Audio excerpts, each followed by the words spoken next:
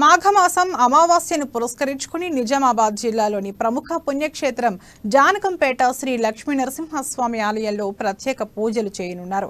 తెల్లవారుజాము నుండే పెద్ద ఎత్తున భక్తులు ఆలయానికి తరలి వస్తారని ఆలయ అధికారులు తెలిపారు. భక్తులకు ఎలాంటి అసౌకర్యాలు కలగకుండా అన్ని చర్యలు తీసుకున్నట్లు నిర్వాహకులు వెల్లడించారు.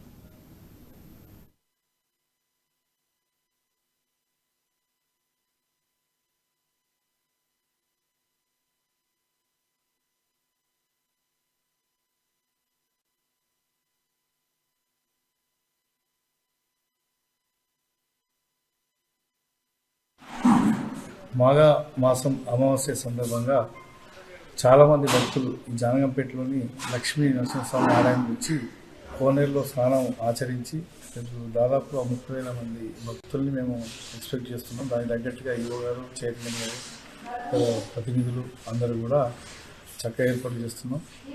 బారికేడింగ్ ఏర్పాట్లు కానీ, క్యూ లైనింగ్, అలాగే parking facility, out going incoming జాగ్రత్తగా ఇక్కడ కూడా తప్పిదాలు కాకుండా అందరి సహకారంతో ఏర్పాటు చేస్తున్నాం. భక్తులందరూ కూడా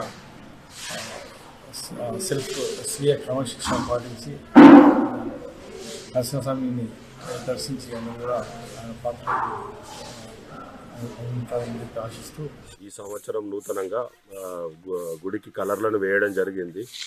అలాగే బ్యారికేడ్లు, విద్యుత్ లైన్లు, వాటర్ ఫెసిలిటీ, వారికి డాక్టర్ ఏదైనా ఉంటే మెడికల్ అండ్ హెల్త్ వారి డాక్టర్ క్యాంపును కూడా నిర్వహించడం జరుగుతుంది. పోలీసు వారికి కూడా రాయడం జరిగింది. వారు కూడా బందోబస్తులో వారి సేవలను అందిస్తారు. భక్తులకు ఎలాంటి ఇబ్బందులు కలగకుండా వారికి అన్ని విధాలుగా సౌకర్యాలను కల్పించాము దేవాదాయ శాఖ తరఫున. అలాగే 29 నుంచి కూడా బ్రహ్మోత్సవాలు కూడా ప్రారంభం అవుతున్నాయి. ఈ బ్రహ్మోత్సవాల్లో భాగంగా వివిధ రకాలుగా స్వామివారి కళ్యాణం ఉంటుంది. అలాగే అన్నదానం